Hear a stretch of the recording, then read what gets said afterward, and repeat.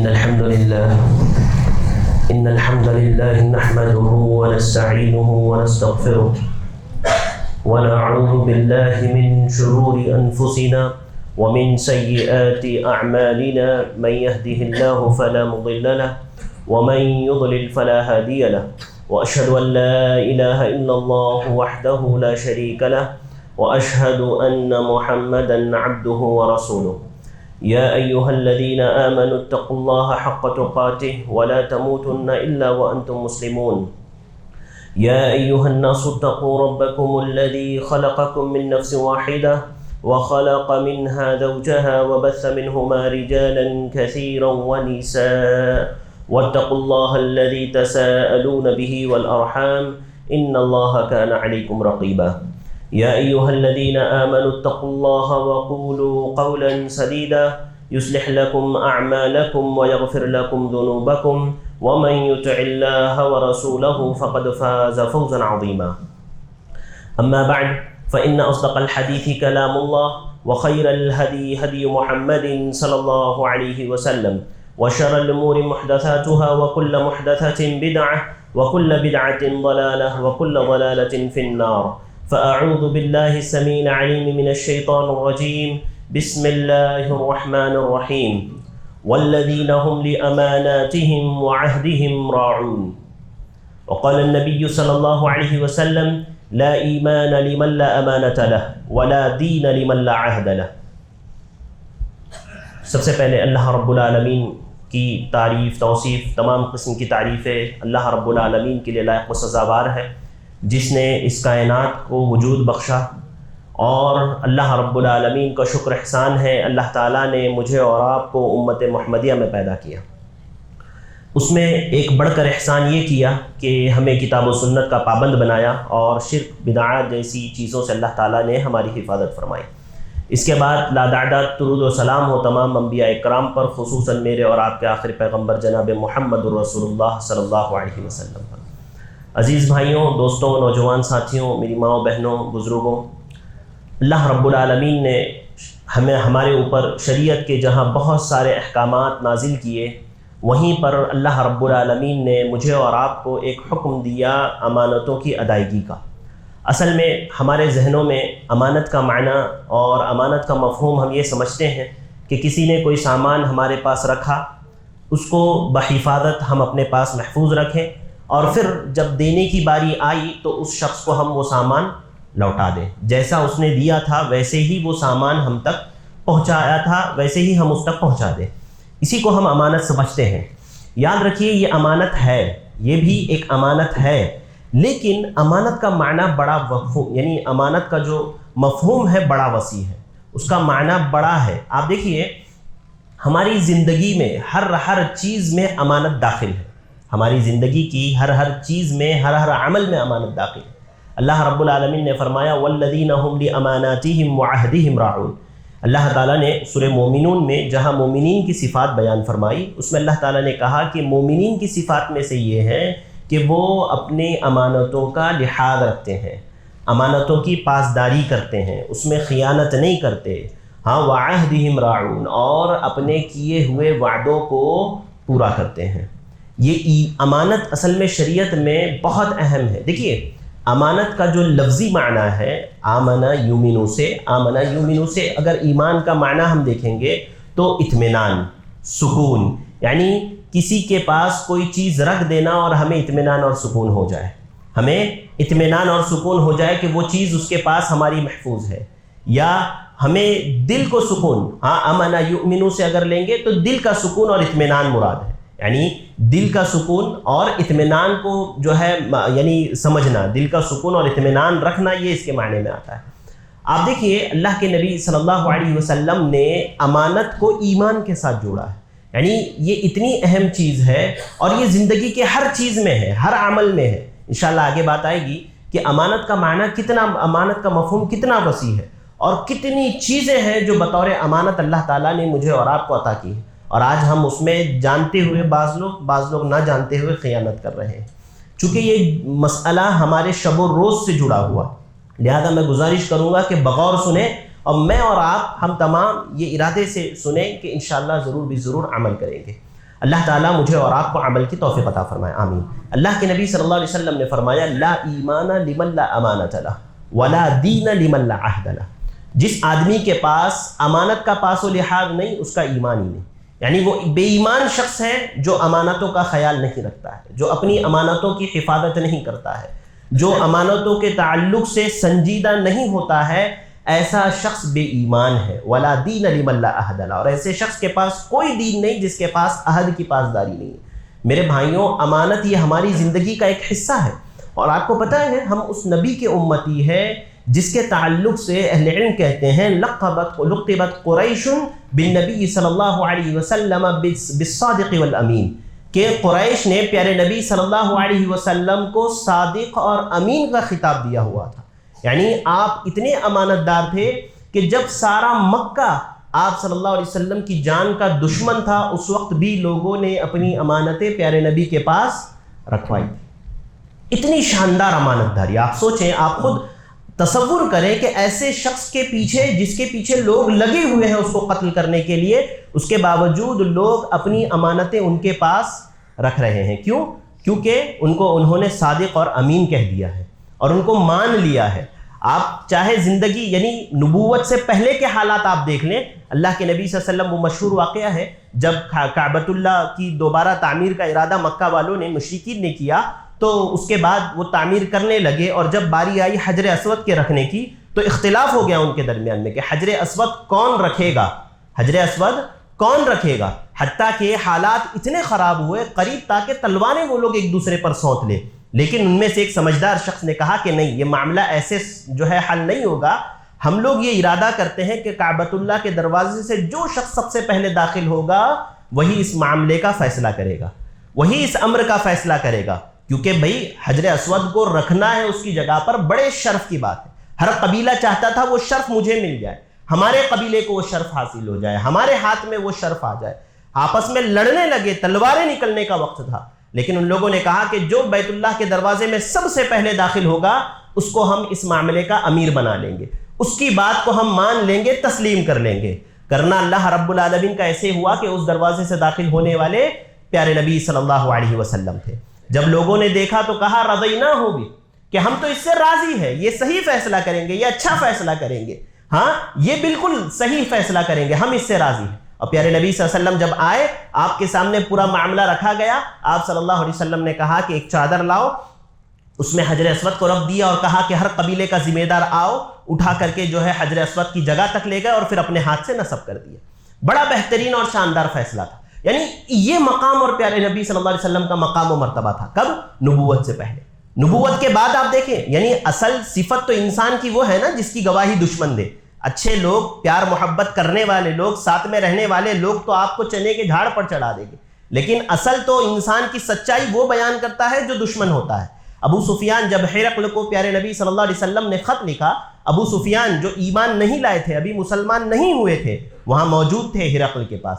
ہرقل نے پوچھا سألتک ماذا یأمرکم، میں نے تم سے سوال کیا کہ وہ تمہیں کس بات کا حکم دیتا ہے، یعنی ابو سفیان سے ہرقل بادشاہ نے پوچھا کہ محمد صلی اللہ علیہ وسلم تمہیں کن باتوں کا حکم دیتے ہیں، تو انہوں نے کہا فزعمت یأمرکم بالصدق والعفاف والصلاۃ والامانہ واداء الامانۃ ووفاء العہد۔ ہاں، ابو سفیان، ہرقل نے کہا کہ تم نے کہا کہ محمد تمہیں صلی اللہ علیہ وسلم اس بات کا حکم دیتے ہیں کہ نماز قائم کرو، والصلاۃ والصدق، سچ بولو، سچی بات کہو، والعفاف، پاک دامنی اختیار کرو، اسی طرح جو ہے ووفاء العہد، تمہیں عہدوں کو پورا کرنے کا حکم دیتے ہیں، اور واداء الامانہ، پانچویں چیز امانت کا پاس و لحاظ رکھنے کا حکم دیتے ہیں۔ میں نے محمد کو دیکھا نہیں، میں محمد کو جانتا نہیں صلی اللہ علیہ وسلم، لیکن اگر یہ بات محمد نے کہی ہے ہذہ صفۃ النبی، اگر یہ بات محمد رسول اللہ صلی اللہ علیہ وسلم نے کہی ہے تو یہ انبیاء کی صفات میں سے ہے، انبیاء ہی اس طرح کی صفات کے حامل ہوتے ہیں۔ تو آپ دیکھیے اللہ کے نبی صلی اللہ علیہ وسلم کی صفات میں، چاہے آپ نبوت سے پہلے لے لیں، نبوت کے بعد لے لیں، آپ بالکل امین تھے، آپ کے اندر حد درجے امانت داری تھی۔ آج میں اور آپ اپنا محاسبہ کریں کہ کیا ہم اللہ کے نبی صلی اللہ علیہ وسلم کے امتی ہے اس اعتبار سے؟ اللہ کے نبی صلی اللہ علیہ وسلم کی جو امانت داری تھی، آپ کی جو دیانت داری تھی، کیا وہ میرے اور آپ کے اندر ہے؟ حالانکہ آپ دیکھیے پیارے نبی صلی اللہ علیہ وسلم نے فرمایا کہ اول ما تفقدون منکم الامانہ. پیارے نبی صلی اللہ علیہ وسلم نے فرمایا کہ اس دنیا میں سے جو سب سے پہلی چیز تمہارے درمیان میں اٹھائی جائے گی قیامت کے قریب وہ امانتیں ہوگی، وہ امانت داری ہوگی. یعنی کوئی امین باقی نہیں ہوگا، سارے خیانت کرنے والے موجود رہیں گے، سارے کے سارے خیانت کرنے والے ہوں گے. آپ سوچئے قیامت کے قرب قیامت کی علامت پیارے نبی صلی اللہ علیہ وسلم نے کیا بتائی؟ انکم تفقدون ما تفقدون منکم الامانہ، کہ تم میں سب سے پہلی چیز جو اللہ رب العالمین اٹھائے گا وہ امانت داری ہوگی. سارے خائن تمہارے درمیان میں موجود ہوں گے. تو آپ سوچئے یہ کتنی بری صفت ہے. اس لیے نا کہ آپ احادیث پڑھیں گے تو آپ کو پتا چلے گا اللہ کے نبی صلی اللہ علیہ وسلم نے قیامت کے قریب جیسے جیسے انسان بڑھتے جائیں گے برائیوں کی کثرت کا ذکر کیا ہے.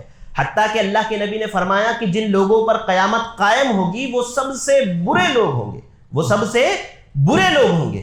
لہذا اللہ کے نبی صلی اللہ علیہ وسلم نے فرمایا کہ تم میں سے جو چیز اٹھا لی جائے گی وہ امانت داری ہوگی، وہ امانت داری ہوگی. میرے بھائیوں، میری ماؤں بہنوں، مجھے اور آپ کو یہ بات سمجھنا چاہیے کہ امانت کتنی اہم ہے. یعنی امانت داری، دیانت داری کتنی اہم ہے. اور یہ صرف مال کے لین دین تک، سامان کے لین دین تک محدود نہیں ہے، بلکہ اس کا معنی اس کا مفہوم بڑا وسیع ہے. آپ دیکھیے سب سے پہلی امانت کیا ہے؟ سب سے پہلی امانت دین کے شرائع ہے. یعنی ہر وہ چیز جس کا اللہ رب العالمین نے کرنے کا حکم دیا اور ہر وہ چیز جس سے جو ہے منع کیا اور جس سے رکنے کا حکم دیا، یہ ساری کی سارا دین جو ہے امانت ہے. اللہ تعالیٰ نے فرمایا اِنَّا عَرَضْنَا الْأَمَانَةَ عَلَى السَّمَاوَاتِ وَالْأَرْضِ وَالْجِبَالِ فَأَبَيْنَ أَن يَحْمِلْنَهَا وَأَشْفَقْنَ مِنْهَا وَحَمَلَهَا الْإِنسَانُ إِنَّهُ كَانَ ظَلُومًا جَهُولًا. اللہ تعالیٰ نے فرمایا کہ یہ جو احکام تھے نا، شرائع احکام، اللہ تعالیٰ نے آسمانوں کو پیش کیا. آسمانوں سے کہا تم قبول کر لو. آسمانوں نے کہا کہ ہم قبول نہیں کر سکتے. زمین سے کہا قبول کر لو. زمین نے کہا ہمارے اندر طاقت نہیں ہے قبول کرنے کی. اللہ تعالیٰ نے ان بڑے بڑے پہاڑوں کو حکم دیا کہ یہ شرائع اسلام کو تم اٹھا لو، یہ احکامات کو تم اٹھا لو. پہاڑ بھی اس کو اٹھانے سے عاجز آ گئے، بلکہ ایک انسان نے اس کو اٹھا لیا. اللہ رب العالمین نے کیا کہا کہ آسمان، زمین، پہاڑوں نے اس کو رد کیا. جس چیز کو ان لوگوں نے رد کیا، انسانوں نے اس کو اٹھا لیا. لہذا یہ جو میں نے اور آپ نے شرائع دین اٹھائے ہوئے ہیں نا، یہ اللہ رب العالمین کی امانتیں ہیں. امام نووی رحمہ اللہ فرماتے ہیں الطاعۃ والفرائض، یعنی شرائع سے کیا مراد ہے، فرائض سے کیا مراد ہے، یہ امانتوں سے کیا مراد ہے. امام نووی رحمہ اللہ فرماتے ہیں الطاعۃ والفرائض، کہ اس سے مراد اللہ رب العالمین کی اطاعت ہے. وہ فرائض جو اللہ تعالیٰ نے مجھ پر، آپ پر عائد کیے ہیں، وہ مراد ہے. اور آگے امام نووی رحمہ اللہ اسی سے متعلق جو ہے فرماتے ہیں التی یتعلق بادائها الثواب وبتضعیفها العقاب، یعنی جس کے کرنے سے انسان کو ثواب ملتا ہے، جس کے چھوڑنے سے انسان کو گناہ ملتا ہے. یہ ساری چیزیں اللہ رب العالمین کی کیا ہے؟ امانت ہے. نمازیں کیا ہے؟ نمازیں امانت ہے، امانت ہے. آج کیا ہم نے ان امانتوں کا پاس و لحاظ رکھا ہے؟ آج ہماری نمازیں ہیں، آج ہم نمازیں پڑھ رہے ہیں. بڑے افسوس کی بات ہے میرے بھائیوں، نماز یہ وہ عمل ہے. ام سلمہ رضی اللہ تعالیٰ عنہ بیان فرماتی ہیں سمعت النبی صلی اللہ علیہ وسلم فی مرضہ الذی توفی فی. حضرت ام سلمہ کہتی ہیں میں نے اپنے پیارے نبی صلی اللہ علیہ وسلم سے سنا. کب؟ اس وقت جب آپ مرض الموت میں تھے، آپ کے بالکل آخری لمحات، آخری وقت تھا. اللہ کے نبی کہہ رہے تھے الصلاۃ الصلاۃ وما ملکت ایمانکم، نماز نماز اور اپنے غلاموں کے ساتھ حسن سلوک کرو.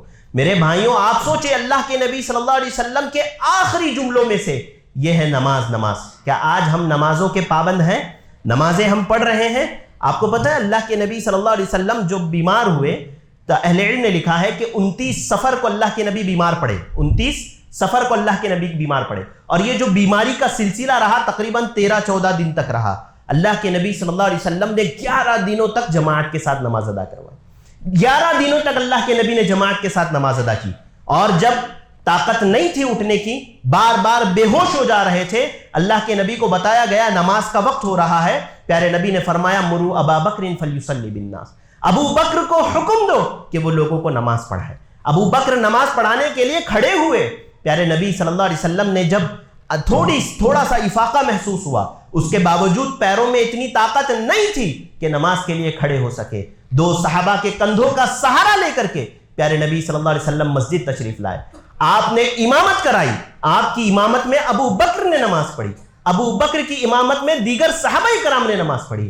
میرے بھائیوں، یہ نماز کا مقام و مرتبہ ہے، کسی بھی حالت میں نماز معاف نہیں ہے مردوں کے لیے، کسی بھی حالت میں۔ اللہ کے نبی نے فرمایا صلی قائما فإن لم تستطع فقاعدا فإن لم تستطع فعلى جنب۔ اللہ کے نبی نے فرمایا کہ نماز کھڑے ہو کر کے پڑھو، اگر کھڑے ہو کر کے پڑھنے کی طاقت نہیں ہے بیٹھ کر کے پڑھ لو، بیٹھ کر کے پڑھنے کی طاقت نہیں ہے ایک پہلو جانب لیٹ کر کے پڑھو، نہیں طاقت ہے اشارے سے پڑھو، لیکن پڑھو، کسی صورت میں نماز معاف نہیں۔ آج میں نے اور آپ نے کیا اپنی اس امانت کا خیال رکھا ہے اللہ رب العالمین؟ آج سوچیں یہ حال میری اور آپ کی نمازوں کا ہے، دیگر عبادات تو بعد میں ہیں، حالانکہ سب سے پہلے اسی کے تعلق سے سوال ہوگا نا، اول ما یحاسب به العبد یوم القیامۃ من عملہ صلاۃ۔ اللہ کے نبی نے فرمایا کہ سب سے پہلے حقوق اللہ میں اگر کسی چیز کا سوال کیا جائے گا وہ نماز ہوگی، وہ نماز ہوگی۔ آج ہم نے اس امانت کو کیسے ضائع کیا؟ کیا آج ہم اس قابل ہیں ہم یہ کہہ سکتے ہیں کہ ہم ان امانتوں کو ادا کرنے والے ہیں؟ میرے بھائیوں یاد رکھو، یہ تمام شرائع جو اللہ تعالیٰ نے مجھے اور آپ کو دیے ہیں، چاہے وہ نماز ہو، روزہ ہو، زکوٰۃ ہو، حج ہو، جتنے بھی احکامات ہیں، اگر کوئی اس میں سے ایک بھی کمی کر، حتیٰ کہ سب سے بڑی امانت توحید ہے، سب سے بڑی امانت اللہ رب العالمین کی توحید ہے۔ اسی لیے نا حضرت سعد بن ابی وقاص رضی اللہ تعالیٰ عنہ نے جب اسلام قبول کیا، کہتے ہیں کہ میری والدہ نے کھانا پینا چھوڑ دیا، کہتی ہے میری والدہ نے کہا کہ جب تک تم واپس نصرانی نہ ہو جاؤ گے میں کھاؤں گی نہیں اور پیوں گی نہیں۔ حضرت سعد بن ابی وقاص کہتے ہیں ایک دن، دو دن، تین دن گزر گئے، میری ماں بالکل کمزور اور لاغر ہو گئی، بالکل کمزور ہو گئی۔ جب میں نے اپنی ماں کی یہ حالت دیکھی تو اپنی ماں سے کہا کہ اے ماں، یہ تیری ایک جان ہے، یہ تیری ایک جان ہے، لو انکی مئۃ نفس، اگر تیری ایسی 100 جانیں ہوتی، خرجت نفسا نفسا ما ترکت دینی، کہا کہ اگر تیری ایسی 100 جانیں ہوتی اور ایک ایک کر کے بھی نکل جاتی تب بھی میں اس دین کو نہیں چھوڑتا۔ راوی حدیث بیان فرماتے ہیں کہ جب ماں نے بیٹے کا ایسا عزم اور حوصلہ دیکھا امانت کی ادائیگی کا، فاکلت، تو وہ کھانے پر مجبور ہو گئی۔ تو میرے بھائیوں، سب سے پہلی امانت اللہ رب العالمین کی توحید کا اقرار کرنا، اس پر قائم و دائم رہنا، اور ساتھ ہی ساتھ جو شرائع شریعت نے مجھے اور آپ کو دیے ہیں اس پر عمل کرنا، نواہی سے بچنا، برائیوں سے رکنا، یہ بھی امانت ہے۔ اگر کوئی شخص زکوٰۃ ادا نہیں کرتا ہے، گناہ کے کام کر رہا ہے، تو گویا وہ امانت میں خیانت کر رہا ہے۔ تو سارے کے سارے احکامات جو شریعت نے مجھے اور آپ کو دیے ہیں یہ سارے کے سارے امانت ہے۔ اسی طرح اللہ کے نبی صلی اللہ علیہ وسلم نے فرمایا الایمان ضامن والمؤذن مؤتمن، کہ امام جو ہوتا ہے، مسجد کا امام، وہ ضامن ہے، وہ کفیل ہے، اور مؤذن کیا ہے؟ امین ہے۔ آج ہم نے مؤذنوں کی کیا حالت بنا لی ہے مساجد کے، آپ دیکھیے، یاد رکھیے شریعت میں نا ہر وہ شخص جو دین سے جڑا ہوا ہے، جو اللہ کے گھر سے جڑا ہوا ہے، جس کا تعلق دین کے کسی بھی شعبے سے ہے، وہ اللہ رب العالمین کے نزدیک پسندیدہ ہے، دوسروں کے مقابلے میں وہ اللہ رب العالمین کے نزدیک معزز ہے۔ اللہ کے نبی نے فرمایا کہ یہ مؤذن جو اذان دیتے ہیں، ہمیں 5 وقت اللہ رب العالمین کی عبادت کی طرف بلاتے ہیں، یہ امین ہے، یہ امین ہے۔ لوگ ان کی اذان پر بھروسہ کر کے نمازیں ادا کر لیتے ہیں، لوگ ان کی اذان پر بھروسہ کر کے سحری اور روزہ افطار کر لیتے ہیں۔ لہذا اللہ کے نبی صلی اللہ علیہ وسلم نے فرمایا کہ امام ضامن ہے اور مؤذن یہ جو ہے امین ہے۔ لہذا اسی طرح امانت میں اللہ کے نبی صلی اللہ علیہ وسلم نے ایک اور چیز کو ذکر کیا جو بڑی اہم ہے، وہ کیا ہے؟ عہدہ اور منصب۔ اللہ کے نبی نے فرمایا اذا ضیعت الامانۃ فانتظر الساعۃ، کہ جب امانتوں کو ضائع کیا جانے لگے تو تم قیامت کا انتظار کرنا، تم قیامت کا انتظار کرنا۔ اللہ کے نبی صلی اللہ علیہ وسلم کے صحابہ نے پوچھا اے اللہ کے نبی یہ کیسے ضائع ہوگی؟ اللہ کے نبی یہ کیسے ضائع ہوگی؟ آپ نے فرمایا اذا وسد الامر الی غیر اہل، کہ جب جو ہے عہدے نا اہلوں کے حوالے کر دیے جائے، فانتظر الساعہ، تو قیامت کا پھر انتظار کرنا۔ آج آپ دیکھیں دنیا میں جتنی لڑائیاں ہیں سب کی سب کرسی کے لیے، ہر کوئی چاہتا ہے، چاہے چھوٹے پیمانے سے لے کر کے آپ بڑے پیمانے تک چلے جائیں، ہر جگہ جھگڑا کرسی کا لگا ہوا ہے۔ ہر کوئی چاہتا ہے میں کوئی نہ کوئی ذمہ داری لے لوں، میرے سر پر کوئی نہ کوئی ذمہ داری لاد دی جائے، میں کوئی نہ کوئی عہدے پر فائز ہو جاؤں۔ لڑائی جھگڑے اور آپس میں اختلاف، چاہے عام دنیاوی معاملہ لے لیجئے، چاہے دینی معاملہ لے لیجئے، چاہے مساجد لے لیجئے، چاہے مدارس لے لیجئے، چاہے جمعیات لے لیجئے، سارے کے سارے معاملات جا کر کے اٹک جاتے ہیں عہدیداروں پر، ذمہ داروں پر۔ یقیناً جو لوگ اس کے اہل ہیں ان کو وہ ذمہ داری دینی چاہیے، ان کو عطا کرنی چاہیے، اور ایسا نہیں ہے کہ صرف نیکی کی بنیاد پر۔ یاد رکھیے یہ ایک امانت ہے، یہ ایک امانت ہے۔ حضرت ابو ذر غفاری رضی اللہ تعالیٰ عنہ، چھوٹے موٹے صحابی، بہت بڑے صحابی، آپ کا حضرت ابو ذر غفاری کے بارے میں آپ پڑھیں گے، آپ کی بہادری اور شجاعت کے کارنامے ہیں احادیث میں۔ ایسے صحابی نے جب اللہ کے نبی صلی اللہ علیہ وسلم سے فرمایا تھا کہ اللہ کے نبی صلی اللہ علیہ وسلم مجھے بھی کچھ عہدہ دے دیجئے، الا تستعملونی، اللہ کے نبی سے کہا کہ اللہ کے نبی آپ مجھے کوئی عہدہ دے دیجئے، مجھے کہیں پر امیر بنا دیجئے۔ اللہ کے نبی صلی اللہ علیہ وسلم نے اب حضرت ابو ذر سے کہا یا ابا ذر، آپ کے کندھے پر ہاتھ رکھا، فرمایا انکا رجل ضعیف، ابو ذر تم بڑے کمزور شخص ہو، تم بڑے کمزور شخص ہو، فہی امانہ، یہ اللہ رب العالمین کی امانت ہے جو ذمہ داریاں ہیں۔ کس سے اللہ کے نبی کہہ رہے ہیں؟ ابو ذر رضی اللہ تعالیٰ عنہ سے۔ وہ کون؟ جلیل القدر صحابی، جن کی بہادری کے چرچے ہیں، جو بڑے بہادر تھے۔ آپ کو کئی ایک واقعات مل جائیں گے، وقت نہیں ہے میں آپ کے سامنے رکھوں۔ ہاں، ایسے صحابی کو پیارے نبی کہہ رہے ہیں انکا رجل ضعیف، اے ابو ذر تم بڑے کمزور شخص ہو، فہی امان، یہ بڑی امانت ہے۔ ہاں، وَإِنَّهَا يَوْمَ الْقِيَامَةِ خِزْيٌ وَنَدَامَةٌ، یہ کل قیامت کے دن ان لوگوں کے لیے شرمندگی کا باعث ہوگی، ندامت کا باعث ہوگی جو اس کو ادا نہیں کر پائیں گے، جو اس کو ادا نہیں کر پائیں گے ان کے لیے کل قیامت کے دن یہ جو ہے شرمندگی کا اور پریشانی کا باعث ہوگی۔ یاد رکھیے میرے بھائیوں، سلف میں آپ دیکھ لیں وہ عہدوں سے، مناصب سے دور رہنے کی کوشش کرتے تھے، وہ دور رہنے کی کوشش کرتے تھے، لوگ ان کو زبردستی بناتے تھے۔ اسی لیے اللہ کے نبی صلی اللہ علیہ وسلم نے حضرت جو ہے عبداللہ بن سمرہ رضی اللہ تعالیٰ عنہ سے کہا تھا نا، لا تسألوا الامارہ، کہ امارت کے تعلق سے سوال نہیں کرنا، مانگنا نہیں، امارت کو طلب نہیں کرنا کہ مجھے امیر بنا دو، مجھے ذمہ دار بنا دو، مجھے سیکریٹری بنا دو، مجھے ناظم بنا دو۔ فَإِنْ أُعْتِيتَهَا عَنْ مَسْأَلَةٍ وُكِّلْتَ إِلَيْهَا، اللہ کے نبی نے کہا کہ اگر یہ تیرے مانگنے پر دیا جائے گا، یہ تیرے حوالے کر دیا جائے گا۔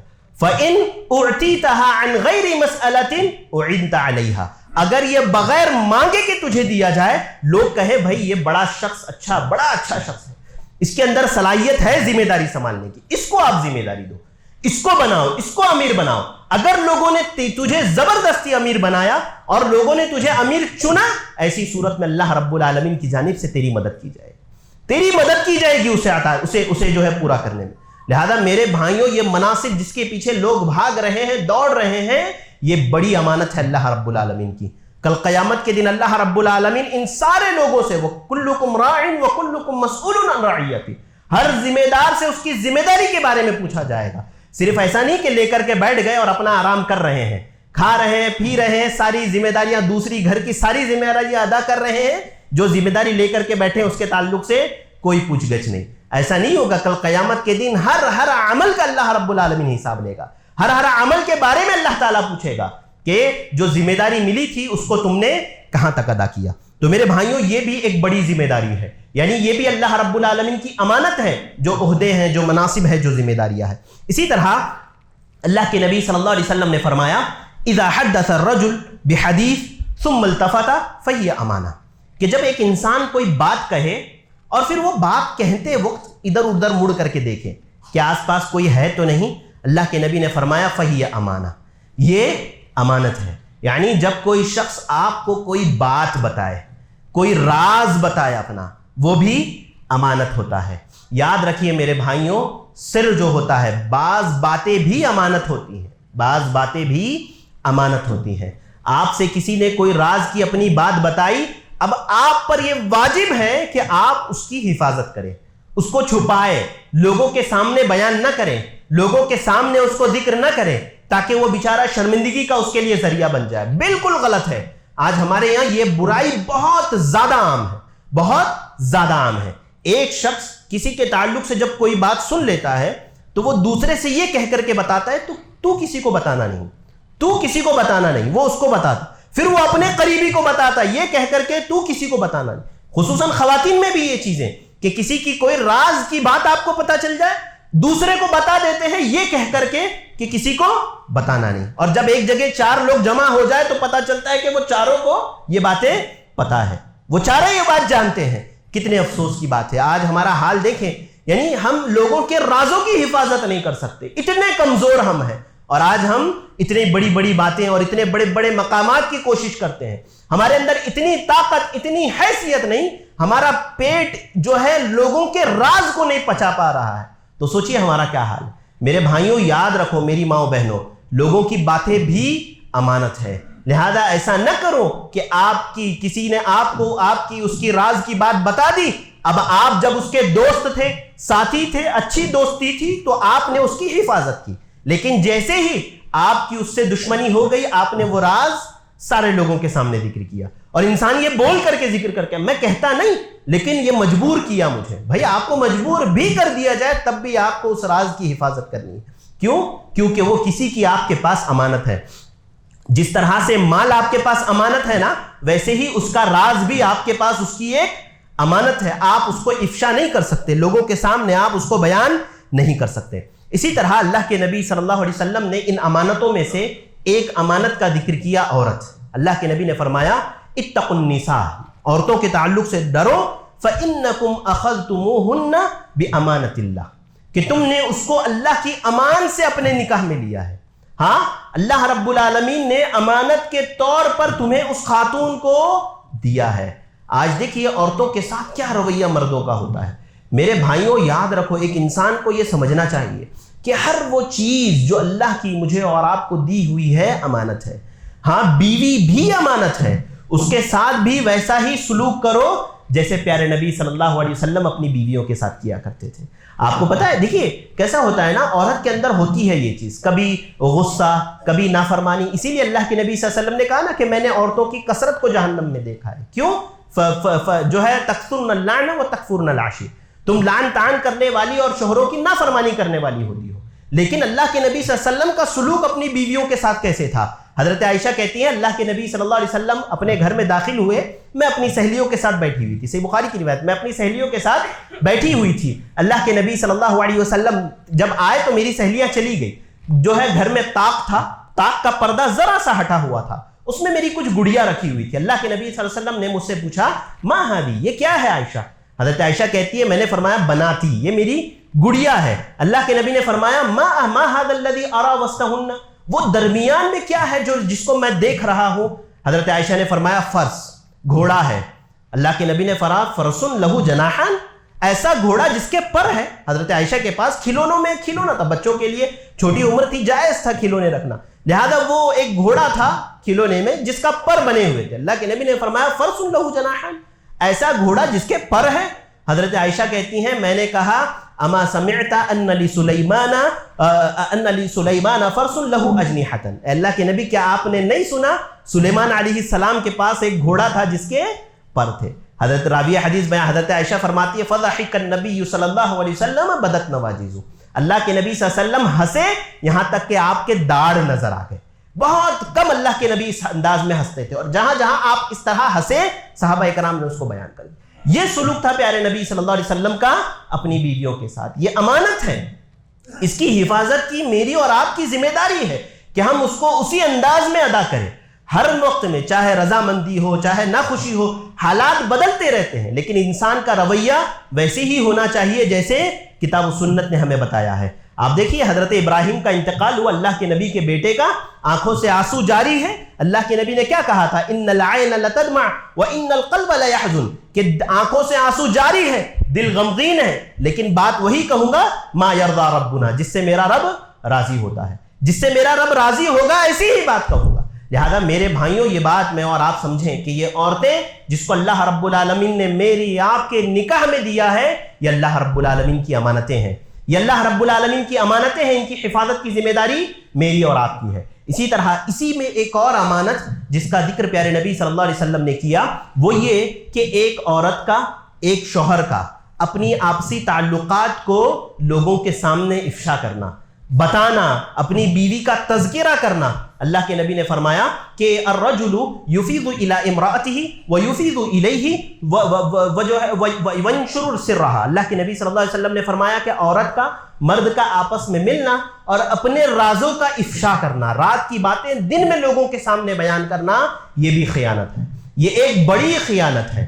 ہاں، ان من شر الخیانہ، اللہ کے نبی نے فرمایا سب سے بری خیانت ہے، سب سے، ان من اعظم الخیانہ، بعض روایتوں میں آیا کہ سب سے بڑی یہ خیانت ہے کہ اس طرح کا رویہ جو ہے ایک انسان اختیار کرے.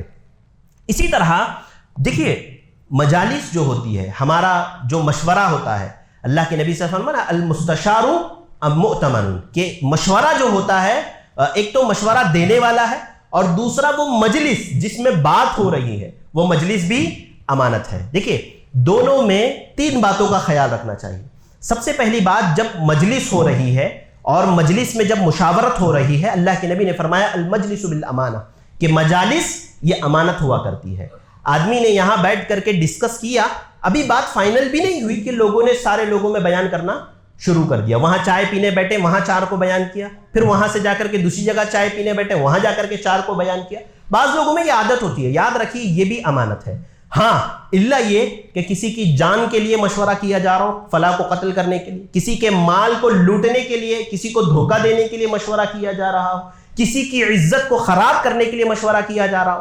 اللہ کے نبی نے کہا یہ 3 جگہیں ایسی ہیں جہاں پر ایک مومن ایسے مشوروں میں شامل نہیں ہوتا اور اس کو امانت کے طور پر نہیں رکھتا، اس کو بتا دیتا ہے، کیونکہ جان کی حفاظت ایک مومن کی ذمہ داری ہے، مال کی حفاظت، دوسرے مومن کے مال کی حفاظت دوسرے مومن کی ذمہ داری ہے، اس کی عزت کی حفاظت ہماری ذمہ داری ہے. تو ایک مجلس جس میں لوگوں کی غیبتیں کی جاتی ہے وہ بھی کیا ہے؟ وہ امانت ہے. غیبتیں کرنا بیٹھ کر کے لوگوں میں ہرگز نہیں. یاد رکھیے ایسی مجلسیں جو غیبتیں والی ہوتی ہے، جو لوگوں کی عزتوں کو تار تار کرنے والی ہوتی ہیں، وہاں پر ایک مومن کبھی نہیں رکتا. ہو سکتا ہے جن 4 لوگوں میں کسی نے کسی اور کی غیبت آپ 4 کے سامنے کی ہے نا، آپ 4 کی غیبت وہ کسی اور کے سامنے جا کر کے کرے گا. اب وہ آپ 4 جو مجلس میں بیٹھ کر کے کسی ایک کی غیبت سن رہے ہو اور بڑے خوش ہو رہے ہو، وہ انہی 4 کی غیبت جا کر کے کسی اور 4 کی مجلس میں کرے گا. لہذا میرے بھائیوں یہ مجلس امانت ہوتی ہے اللہ رب العالمین. ان کو صحیح کام کے لیے استعمال کرنا چاہیے اور اس میں جو باتیں ہوتی ہیں اس کی حفاظت کرنی چاہیے. اسی طرح جب کسی سے مشورہ طلب کیا جائے، المستشار مؤتمن، اللہ کے نبی نے کہا کہ مشورہ دینے والا یہ امین ہوتا ہے. جب آپ سے کوئی کسی معاملے میں مشورہ طلب کرے نا تو اس کو صحیح اچھا مشورہ دینا چاہیے. اس میں بھی 3 باتوں کا خیال رکھیے. ایک تو مشورہ دیتے وقت یہ ارادہ رکھیے کہ اس پر اللہ تعالیٰ مجھے اور آپ کو اجر دیں گے، مشورہ دینے والے کو اجر دیں گے. دوسرا وہ یہ سمجھیے، یہ یاد رکھیے کہ کل قیامت کے دن اس مشورے کے تعلق سے آپ کو اللہ رب العالمین کے پاس جواب دینا ہے. اللہ رب العالمین کے پاس اس مشورے کے تعلق سے آپ کو جواب دینا ہے. اور جو ہے اور ایک چیز اس میں یہ ہے کہ ایک انسان کو یہ یاد رکھنا چاہیے کہ جب مشورہ طلب کیا جائے نا، جب جس سے مشورہ طلب کیا جا رہا ہے تو وہ مشورہ دینے والا یہ نہ سوچے کہ میرے مشورے کو مانا ہی جائے، یہ نہ سوچے، بلکہ اپنا مشورہ دے دے اور پھر اللہ رب العالمین سے دعا کرے کہ اللہ تعالیٰ اس مشورے میں، میرے دیے ہوئے مشورے میں اگر خیر ہے تو میرے بھائی کو اس سے فائدہ پہنچائے، اور اگر میرے مشورے میں خیر نہیں ہے تو اللہ تعالیٰ اس کو اس سے بچا لے. لہذا یہ مشورہ بھی امانت ہے. اچھا اس میں ایک بات کا خیال رکھیے کہ مشورہ ایسا نہیں کہ ہر چلتے پھرتے ایرے گہرے سے آپ مشورے طلب کر رہے ہیں. ہمارے یہاں ہوتا یہ ہے کہ ایک انسان کسی کام کے تعلق سے سوچ لیتا ہے، اب جب تک کہ اس کو اس کی مرضی کا مشورہ نہیں مل جاتا وہ لوگوں سے پوچھتا رہتا ہے. یہ مشورے میں امانت داری نہیں ہے. مشورے میں امانت داری یہ ہے کہ آپ ایسے شخص سے پوچھیں جو اس سے پوچھنے کا اہل ہو، جس سے پوچھے جانے کا اہل ہو، اور دینے والے کو بھی چاہیے کہ وہ امانت داری کے ساتھ صحیح مشورہ دے. اسی طرح مال جو ہوتا ہے، جو لیا ہوا ہو یا دیا ہوا ہو یا مال کی شکل میں کوئی بھی چیز ہو، وہ امانت ہے. کوئی بھی چیز ہو. آپ یاد رکھیے وہ حدیث جو صحیح بخاری کی ہے، 3 لوگوں کی جو غار میں پھنسے ہوئے تھے، اور جب اس میں غار میں وہ لوگ پھنس گئے اور پھر تینوں نے اپنے اپنے اعمال کے ذریعے سے دعا کی. ایک نے کہا کہ اللہ تعالیٰ میں اپنے والدین کے ساتھ اس نے سلوک کیا، اپنے بچوں کو دودھ نہ پلا کر کے اپنے والدین کے اٹھنے کا میں نے انتظار کیا، لہذا اللہ رب العالمین اگر تیری اخلاص کے لیے، تیرے لیے میں نے عمل کیا ہے تو پتھر کو ہٹا دے. حتی پتھر تھوڑا سا ہٹ گیا. دوسرے نے دعا کی اللہ تعالیٰ میں برائی پر آمادہ تھا، اپنے چچا کی بیٹی سے میں برائی کرنے چاہ رہا تھا، پھر اس نے مجھے اللہ کا ڈر پیدا کیا، میں ڈر سے رک گیا، اللہ تعالیٰ تو جو ہے یہ عمل تیرے لیے کیا ہے تو ہٹا دے. اور تیسرے شخص نے بھی جو بات کہی تھی، اس نے کہا کہ اللہ رب العالمین، میں نے ایک مزدور کو اپنے پاس رکھا، ہاں 3 فرق کی بنیاد پر، 3 سا جو ہے اناج کی بنیاد پر، اناج کے عوض میں میں نے اس کو اپنے پاس مزدور رکھا، پھر ایک دن وہ غصے میں چلا گیا، اس کی مزدوری کو میں نے سنبھال کر کے رکھا، اس کو ایک جگہ میں نے انویسٹ کیا، اس سے اتنا مال آیا کہ میں نے ایک بیل وغیرہ میں نے خرید لیا، گائے بیل وغیرہ میں نے خرید لیا، اور پھر جب وہ دوبارہ کئی سالوں بعد مجھ سے اپنا مال، اپنی دولت مانگنے آیا تو میں نے کہا کہ دیکھو یہ گائے اور جتنا ریوڑ ہے یہ سب تمہارا ہے۔ اس نے کہا بھائی مذاق کیوں کرتے ہو میرے ساتھ، جتنی میری اجرت تھی وہ دے دو۔ کہا کہ نہیں، یہ سارا کا سارا مال تیرا ہے۔ لہذا اس نے کہا کہ اللہ تعالیٰ اگر یہ میں نے تیری رضا کے لیے کیا ہے تو پتھر ہٹا دے، تو اللہ رب العالمین نے وہ پتھر بھی ہٹا دیا۔ آپ دیکھیے لوگ مال کے لیے اس زمانے میں، یعنی ایسے واقعات۔ ایک اور واقعہ جو متفق علیہ روایت ہے، صحیح بخاری صحیح مسلم میں موجود ہے، 2 لوگوں نے آپس میں معاہدہ کیا ایک زمین کے تعلق سے، ایک نے بیچا، دوسرے نے زمین خرید لیا۔ اب آپ دیکھیے یعنی کتنا خیال، کتنا ڈر امانتوں کے تعلق سے۔ کہتے ہیں کہ 2 لوگوں نے معاہدہ کیا ایک زمین کا، ایک نے بیچا، دوسرے نے خرید لیا۔ جس نے خریدا وہ اس میں ہل چلانے لگا، حتیٰ کہ اس میں سے ایک گھڑا نکلا جو سونے کا گھڑا تھا، سونے کا زمین سے گھڑا نکلا۔ جب سونے کا گھڑا نکلا تو جس نے زمین خریدا تھا وہ گھڑا اٹھا کر کے زمین کے مالک کے پاس آیا، کہا کہ یہ گھڑا سونے کا جو مجھے زمین سے نکلا ہے یہ تمہارا ہے، یہ تمہارا ہے۔ میں کہتا ہے کہ اشتریت الارض ولا اشتری بالذهب، میں نے تم سے زمین خریدا ہے، سونے کا گھڑا میں نے تم سے نہیں خریدا ہے، لہذا یہ گھڑا مجھ سے لے لو۔ دوسرے نے کہا، جس نے بیچا تھا، کہا نہیں یہ تمہارا ہے، میں نے تم کو زمین بیچ دیا تھا، اب زمین میں سے جو بھی نکلے گا وہ تمہارا ہے۔ کہا کہ نہیں یہ تمہارا ہے، آپس میں لڑ رہے اس لیے نہیں کہ میرا ہے، لڑ رہے کہ یہ تمہارا ہے۔ پیارے نبی صلی اللہ علیہ وسلم کہتے ہیں جب دونوں میں اختلاف ہو گیا، یہ کہہ رہا ہے تمہارا ہے، وہ کہہ رہا ہے تمہارا ہے سونے کا گھڑا، کہتے ہیں تیسرے شخص کے پاس گئے مسئلہ حل کروانے کے لیے، کہا کہ بھائی ایسا مسئلہ ہوا ہے، ذرا حل کر دیجئے۔ اس نے کہا کہ بھائی تم نے زمین بیچی ہے، تم لے لو۔ کہا کہ جب اس نے خریدنے والا نہیں لے رہا ہے، اس کو اللہ کا ڈر ہے کہ بھائی کل قیامت کے دن اللہ پوچھ لے گا تو وہ کیا جواب دے گا، میں نے تو بیچ دیا ہے، میں کیسے لے سکتا ہوں، مجھے بھی اللہ رب العالمین کا ڈر ہے۔ کہا اس نے کہ کیا تمہارے پاس کوئی اولاد ہے؟ پھر ایک نے کہا کہ ہاں میرے پاس ایک بیٹا ہے، ایک نے کہا میرے پاس ایک بیٹی ہے۔ کہا دونوں کا نکاح کروا دو اور یہ مال جو ہے ان دونوں پر خرچ کر دو اور کچھ صدقہ کر دو۔ آپ سوچئے امانت کا اتنا خیال، اللہ رب العالمین کا اتنا ڈر، جواب دہی کا ایسا احساس کہ اپنی خریدی ہوئی زمین سے نکلا ہوا سونا لینے کے تیار نہیں۔ آج میں اور آپ اپنا محاسبہ کریں، اگر اس مقام پر میں اور آپ ہوتے تو کیا ہوتا، کیا ہمارا حال ہوتا؟ میرے بھائیوں یاد رکھیے یہ دنیا عارضی ہے، فانی ہے، ختم ہونے والی۔ ہر ایک کو اللہ کے پاس جا کر کے جواب دینا ہے، اللہ کو ہر عمل کا جواب دینا ہے۔ کچھ باتیں جو خیانت سے متعلق ہے میں آپ کے سامنے رکھ دوں۔ دیکھیے خیانت یہ بہت بری چیز ہے۔ اللہ کے نبی صلی اللہ علیہ وسلم نے فرمایا لا ایمان لمن لا امانت لہ ولا دین لمن لا عہد لہ، کہ جس کے پاس امانت نہیں اس کے پاس ایمان نہیں، لہذا خائن آدمی بے ایمان ہوتا ہے، اس کے اندر ایمان نہیں ہوتا۔ اچھا اس میں ایک آخری بات وہ آپ ذہن میں رکھیں کہ دیکھیے انسان کا ہر چیز، ہر نعمت، اللہ تعالیٰ نے کہا لَتُسْأَلُنَّ يَوْمَئِذٍ عَنِ النَّعِيمِ، اللہ تعالیٰ ہر چیز جو نعمت اللہ تعالیٰ نے دیا ہے اس کے تعلق سے کل قیامت کے دن پوچھے گا۔ لہذا ایک جسم جو میرا اور آپ کا جسم ہے نا، جو اللہ تعالیٰ نے ہمیں دیا ہے، یہ بھی اللہ کی نعمت ہے۔ اللہ تعالیٰ نے کہا وَلَا تَقْتُلُوا أَنفُسَكُمْ إِنَّ اللَّهَ كَانَ بِكُمْ رَحِيمًا، تم اپنے نفسوں کو قتل نہ کرو۔ ہاں اسی طرح اللہ تعالیٰ نے فرمایا کل قیامت کے دن جو سوال کیا جائے گا اس میں سے ہوگا وَعَنْ جِسْمِهِ فِي مَا أَبْلَاهُ، جسم کے تعلق سے سوال کیا جائے گا کہ اسے کہاں ضائع کیا، اسے کہاں کھپایا۔ لہذا یہ جو میرا آپ کا جسم ہے نا، یہ پورا کا پورا اللہ کی امانت ہے، اس میں ہم تصرف نہیں کر سکتے۔ ایک انسان خودکشی نہیں کر سکتا، کیوں؟ کیونکہ جسم ہمارا ہے ہی نہیں۔ اسی طرح وہ لوگ یاد رکھیں جو سگریٹ، گٹکا، تمباکو، یہ ساری چیزیں استعمال کرنے والے ہیں، وہ کون ہیں؟ وہ ایک طرح سے خائن والا عمل کر رہے ہیں، خیانت والا عمل کر رہے ہیں۔ کیوں؟ کیونکہ اللہ تعالیٰ نے آپ کو صحیح آنکھ، صحیح پھیپڑا دیا ہے، صحیح جسم دیا ہے، صحیح دل دیا ہے نا۔ ایک تو یہ ہے کہ آپ حلال چیزیں کھا رہے ہیں، کسی وجہ سے خراب ہو رہا ہے، وہ اللہ کی مرضی ہے، اس پر آپ کا اختیار نہیں ہے۔ ایک شخص کش لگا کر کے اپنے پھیپڑوں کو سڑا رہا ہے جان بوجھ کر کے، دھوئے اندر بھیج کر کے، وہ کیا کر رہا ہے؟ ایک طرح سے خائن بن رہا ہے، خیانت کا مرتکب ہو رہا ہے۔